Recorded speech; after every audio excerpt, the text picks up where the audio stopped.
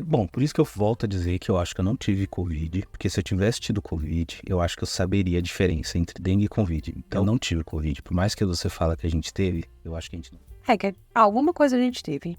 A gente ficou É que foi bem naquela época que não sei se você vai lembrar, todo mundo ficou doente aqui em casa. E foi bem no começo de ano que tava tendo... Eu não lembro o nome do vírus lá, que teve vários nomes, né? Não sei se era... Não lembro, mas era tipo uma gripe mais forte. E a gente ficou doente, todo mundo ficou mal. Não tive os efeitos graves lá que todo mundo tava tendo, de perder paladar e ficar com febre. Mas a gente ficou... Então alguma coisa a gente teve. Sim, mas como agora, e a primeira vez também que eu tive dengue, isso mexeu bastante comigo, assim, senti bem vulnerável, bem fraco, assim. Ficou bem dengoso. Ainda mais que sua mãe aqui, aí você ficou mais dengoso ainda. Eu acho que fiquei tão dengoso assim, só porque minha mãe tava aqui, não. Você acha que foi? Você fica geralmente quando ela tá perto. Não sei disso, não. Você não percebe. É só quem tá de fora. Mas enfim. Eu tô cansada, né? A gente vai usar a dengue como desculpa por não ter gravado os episódios que devia ter sido gravados. Mas a dengue faz as 2 últimas semanas e já faz mais de um mês que a gente não grava. É culpa da dengue. A gente tá com o ritmo de... O podcast é semanal e a gente tá lançando mensal. Mais que mensal. Isso aí, bora lá. Lado Éden, o seu podcast semanal.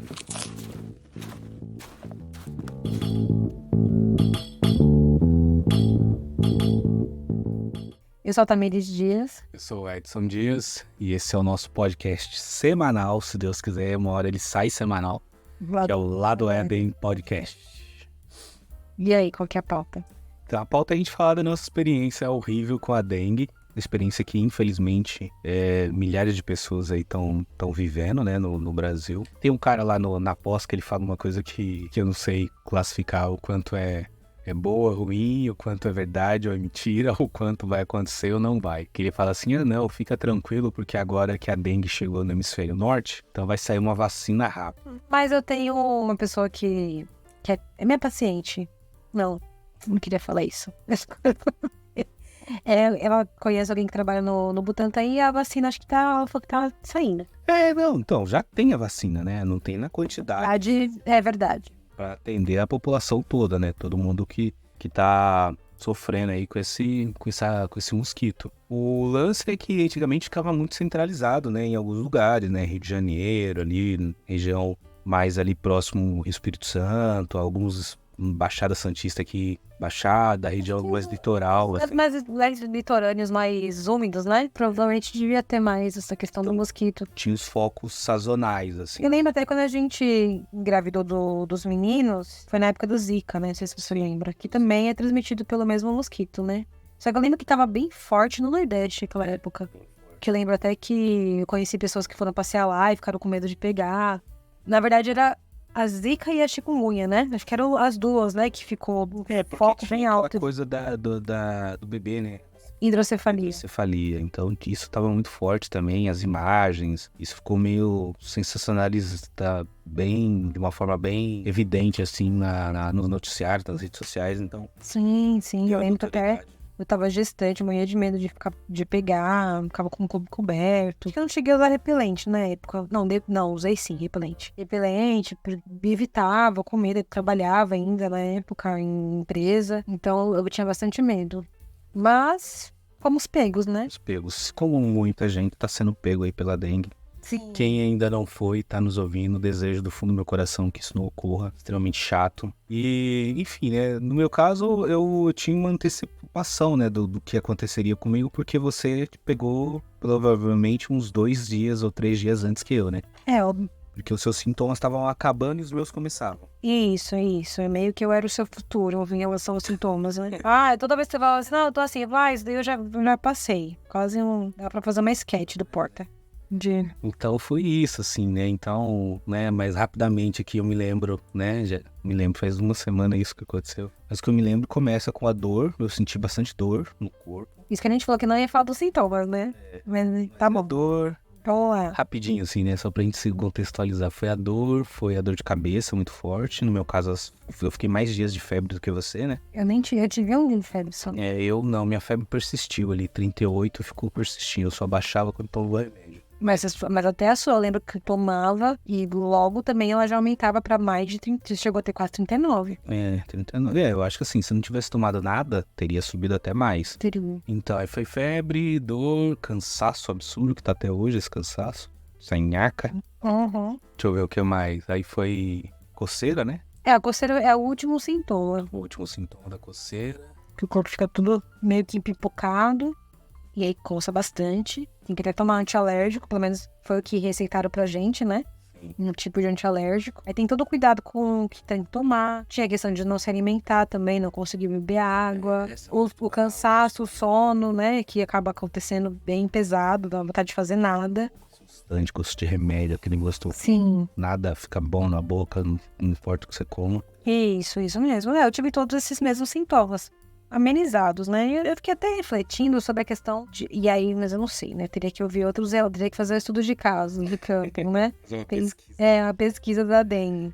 Mas assim, a questão do... Eu sempre ficava muito preocupada, por mais que a gente teve um suporte aí considerável da sua mãe ficando aqui, minha mãe vindo pontualmente, indo buscar remédio, fazendo algumas coisas, a sua mãe não fazer tudo e tal. Eu percebo que a mulher... não a mulher, né? Mas eu acho que outras mulheres também. A necessidade de ficar bem logo é muito maior que a do homem. Mas isso é uma necessidade imposta? Algumas coisas. Autoimposta ou é social? Não, é esperado que a mulher não adoeça. Eu sei que, assim, durante muito tempo, até hoje, na verdade, toda vez que eu peço pra Deus, eu oro, ou eu tento me organizar mentalmente, eu sempre penso, eu não posso ficar doente. É como se, assim, e mesmo se eu adoecer, eu vou ter que cuidar de todo mundo. Inclusive do homem, do marido, dos filhos, da casa. A manutenção depende de mim, mesmo que eu tenha o suporte de alguém. É como assim, até teve uma fala que as nossas mães falaram assim, se a dona da casa tá doente, pronto, né? Não dá pra saber onde tá nada, que a cozinha, eu sei onde ficam as coisas. Você também sabe onde ficam as coisas, né? Mas assim, em muitos momentos, eu priorizei que você descansasse e eu ficava lá acordada. Até porque as crianças demandam mais, elas vêm atrás mais, elas querem saber mais. Mesmo que tenha um esforço por parte da sua parte, né? Não vou ficar falando o homem, não. Da sua parte. Mas assim, é como se eu sou sempre impelida a, não, vai lá descansar, você precisa. É como se eu tivesse que ser forte por nós dois. E isso não é só agora com a dengue, isso eu já senti em outros momentos que a nossa saúde ficou concomitante, fragilizada. E as crianças já é ligeiro que eu vou morrer primeiro, né? Então, Mas aí explica, Vi, por que elas elegeram que você vai morrer primeiro. Eu vou achar que nossos filhos, embora eles tenham uma questão mórbida ali muito, muito presente, que eu acho que tem a ver com a idade também. Tipo, que vai morrer. Você vai, quando eu tiver tal idade, você vai estar morta já, né, mãe? Hoje a Diana perguntou quantos anos você vai morrer? Não, falta em quantos minutos ou em quanto tempo você vai morrer. Eu falei, espero que demore um pouco, né? Muito bem, quem é que eu tenho que levar comigo hoje? Matar Marge Simpson? Não, isso não, tudo menos isso! Matar Homer Simpson? Qual era mesmo a primeira opção, hein? Por que você vai morrer antes do que eu? Eu sou mais velho. Gente, não são só 4 anos de diferença. Mas eles já entendem que nós somos muito velhos. Nossa, já tem 35 anos, mamãe. E é isso. E aí eu vou morrer primeiro e logo você tem que ficar bem pra cuidar de todo mundo. Sim. Mas eu acho que assim, aí tem uma outra coisa também que eu acho que é interessante. Com relação ao nosso histórico de doenças e tudo mais, assim, você fica doente muito mais vezes do que eu. Sim. Eu dificilmente fico doente, né? Sim. O que eu percebo é que quando eu fico doente, assim, doente, assim, me derruba de um jeito violento também. Sim. Então, eu acho que tem essas variações aí, né? Você constantemente, pelo menos uma vez por mês, você tá com alguma coisa. Sim. Né? E eu é mais difícil. Só tenho uma bichada. Minha genética não é boa. Eu acho que... E isso acumula no limiar das coisas aí. Sim. Eu já não sei se tem a ver com o que eu falei antes, de eu acabar sendo essa pessoa, né, por ser mulher e por ter essa questão minha, histórica, da minha família, das mulheres da minha família, de ser essa coisa da guerreira, do fazer, do acontecer, tal. Ou não, né? E também por fazer isso, eu me negligencio muito mais. Sim. Né? Então, muitas vezes, tem coisas que eu abro mão, né, de me cuidar, de fazer por mim, pra fazer pelos da casa. E aí eu acabo não cuidando de mim. Mas aí, diante da gravidade que foi a dengue, aí não teve jeito. Aí teve que recorrer, uma coisa que a gente faz muito pouco, que é recorrer à ajuda externa, né? Que é pedir a rede de apoio, né? A gente, ao longo... Desde quando as crianças nasceram, a gente sempre contou com a rede de apoio, sobretudo das nossas mães. Mas a gente não fez muito uso disso, né? Como eu vejo gente fazendo, Sim. até de uma forma exploradora. Abusando, inclusive, né? Terceirizando pra avó, pro vô, cuidado ali, a tarefa de cuidar dos filhos ali, né? Sim. E graças a Deus eu acho que a gente soube equilibrar bem isso, né? E isso foi interessante, eu só vou tocar nesse ponto rápido, porque lá na gravidez, antes dos meninos nascerem, a gente já tinha essa discussão de como seria a participação das nossas mães no cuidado. E eu me lembro que a gente tinha casais próximos a gente, que teve filho antes de nós, pequeno, e tinha muito conflito, né, entre sogra e nora, muito conflito ali, né, e a gente, eu lembro que a gente fez essas reflexões e chegou num ponto e falou assim, opa, peraí, tem que encontrar um equilíbrio, porque senão também a pessoa afasta demais, e primeiro que você não deixa a avó, avô, as pessoas participarem, que são importantes na criação da criança, né, mas também, por outro lado, você se sobrecarrega desnecessariamente, né? Então, lembro que a gente chegou até a fazer essa comparação, né? A pessoa, ela põe a criança com 4 meses, 5 meses já numa escola, deixa lá o dia inteiro com um estranho, mas reclama se a avó quer pegar e ficar com a criança ali ao longo do dia cuidando, ajudando e tal. Então, assim, beleza, você paga pra um estranho ficar com seu filho, mas a sua mãe, a pessoa que te criou, ou a sua sogra, a pessoa que criou, a pessoa que supostamente você ama, que é o seu cônjuge ali, seu parceiro, sua parceira, essa pessoa não pode ficar cuidando porque ela tá se intrometendo demais na sua vida, tá querendo mandar, tá querendo dizer como que você tem que fazer. E aí é a lógica do equilíbrio, né, de negociar, de conversar, de impor limites, que as coisas funcionem. E aí eu lembro que a gente, lá no início, a gente já estabeleceu que a gente não abriria mão da rede de apoio, mas teria limites, né? Nossas mães iriam participar, iriam ajudar, mas a gente ia ter esse controle maior. E eu acho que durante um tempo, a gente foi se virando, sobretudo com a questão gemelar, que é bem difícil, e foi demandando pouco. A gente nunca impôs que não queria, a gente demandou pouco. Acho que essa é a diferença com a gente, né? Mas aí agora, dessa vez, diante dessa dificuldade, a gente apelou, né? Falou, preciso de ajuda, preciso que venha pra cá. Eu lembro que mãe, preciso que você venha pra cá, que a Tamires tá doente, eu tô doente e preciso de ajuda aqui com as crianças. E aí sua mãe já tava aqui, já tava participando. Sim. Eu acho no que dependesse só de mim, eu não pediria ajuda. Imagina. Eu faria por onde conseguir. E aí, às vezes, teria que ter mais recursos, né? Porque acho que num momento desse, quem não tem rede de apoio, o que a pessoa faz? Ela terceiriza tudo. Vai pedir comida, que nem a gente não tá nem comendo direito, né? Então, ia pedir comida, ia fazer algumas coisas, mas ia ficar um caos. Eu ia ficar muito mal, culpada, porque as coisas não estavam sendo feitas. Mas eu ia entender que eu tava doente, tipo, da minha natureza, não pediria ajuda pra ninguém. Eu daria um jeito de... E aí, pode ser que eu precise ir pra terapia com esses assuntos pra trabalhar esses aspectos de pedir ajuda, né? Mas aí, como minha mãe ouve esse podcast, eu não posso ficar falando muita coisa.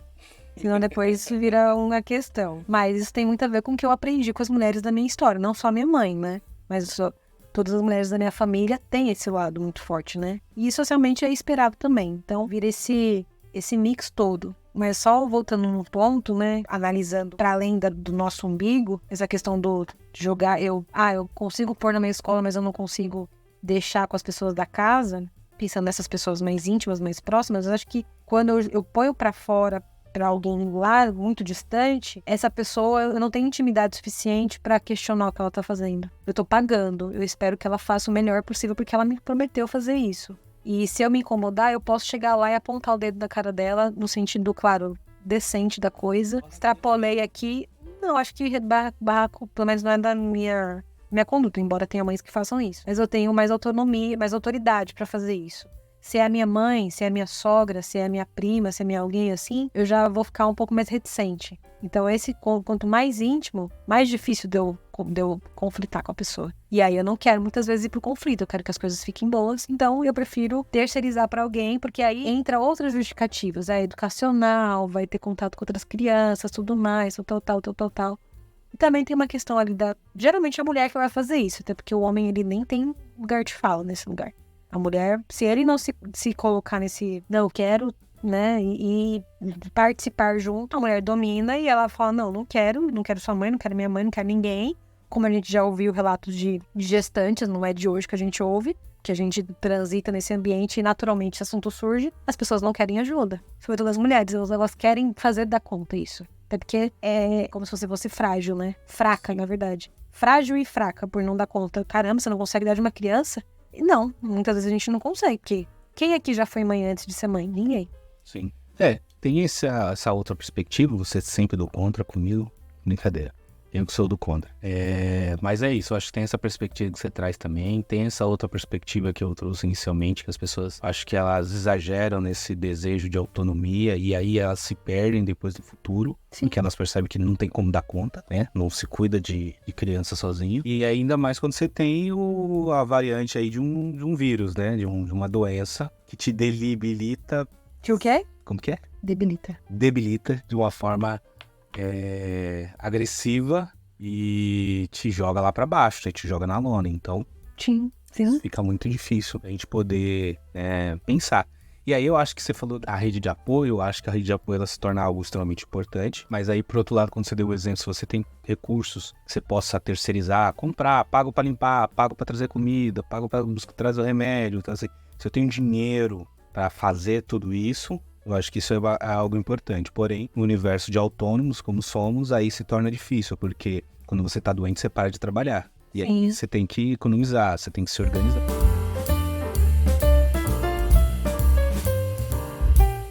Foi até uma fala que eu ouvi, que inclusive é o ponto, né, que é onde a gente foi buscar ajuda na nossa saúde, quando eu tava no postinho da UBS, aí eu sou uma pessoa, eu sou um radar, gente, nos lugares. Eu acabo ouvindo todas as conversas, né? Sem querer, mas eu ouço, né? Que a pessoa tá com o celular na minha cara, ouvindo o áudio sem fone, não tem como eu saber.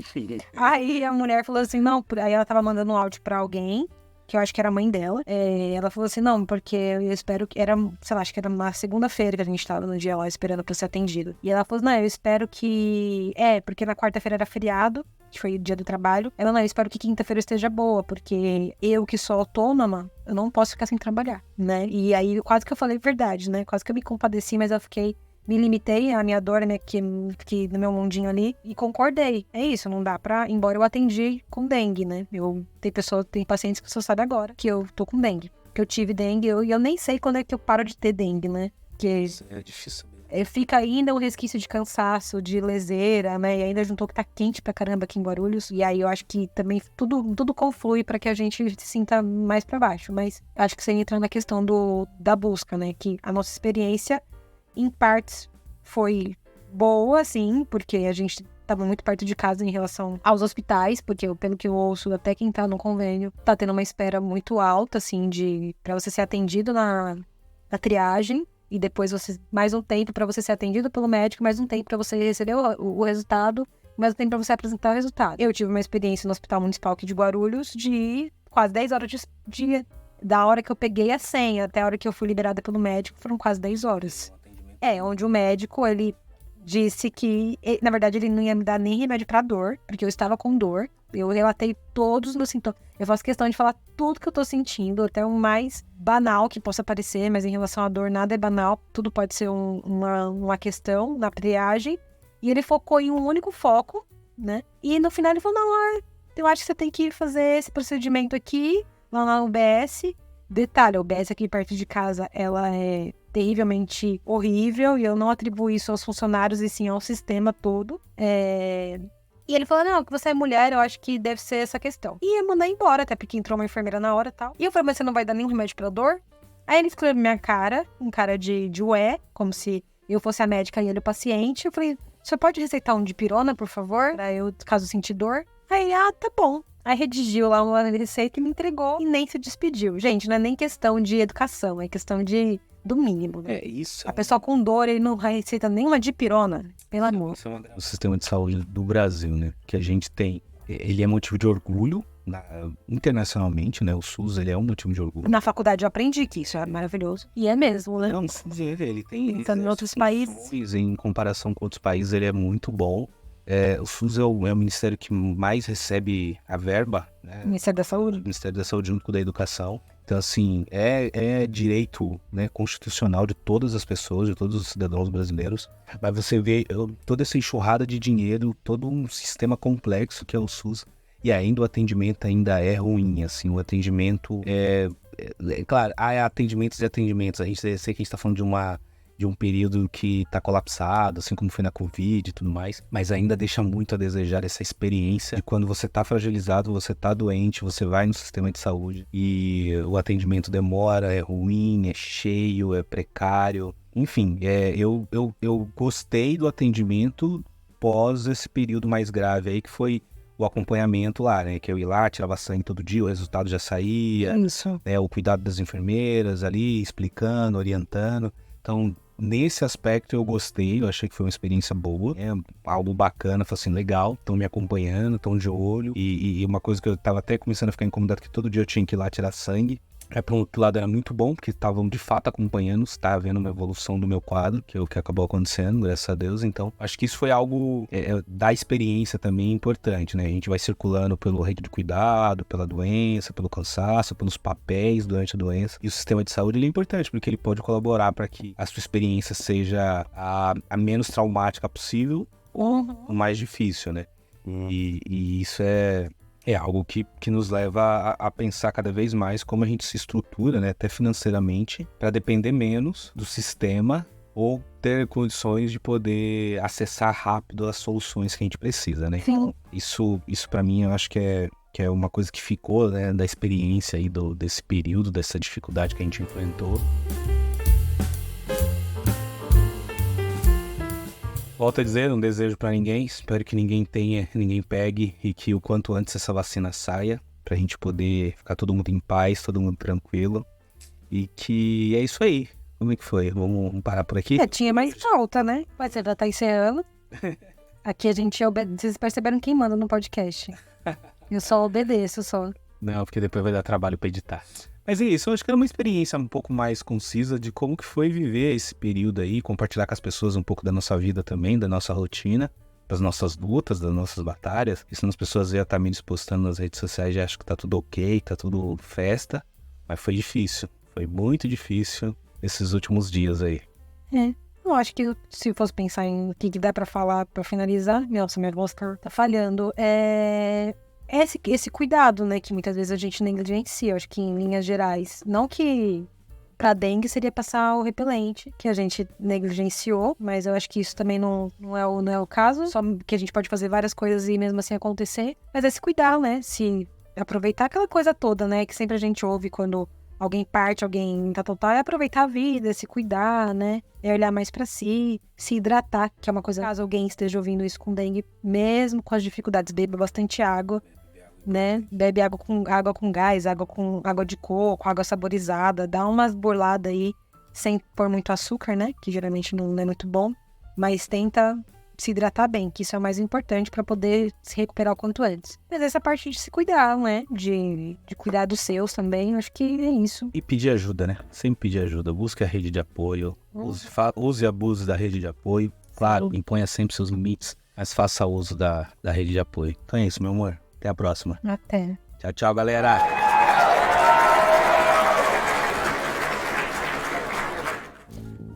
Lado Éden, o seu podcast semanal.